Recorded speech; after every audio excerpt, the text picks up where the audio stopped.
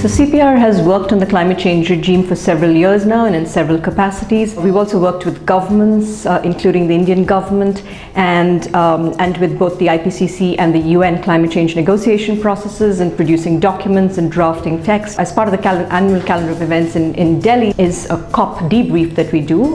We sort of deconstruct the outcomes from the annual climate change conference. This year we plan to go beyond just deconstructing the outcomes of the latest climate change conference to actually looking at the future of the international climate change regime more broadly. The international climate change regime has evolved from being a very top-down prescriptive regime as exemplified in the Kyoto Protocol to a more sort of hybrid regime which is centered on nationally determined contributions from individual states. And in this context, we are beginning to look at what the future might be, both in terms of implementation, but also in terms of the number of actors that are involved in implementation. And to consider this question about the future of the international climate change regime, we put together an exciting panel for you.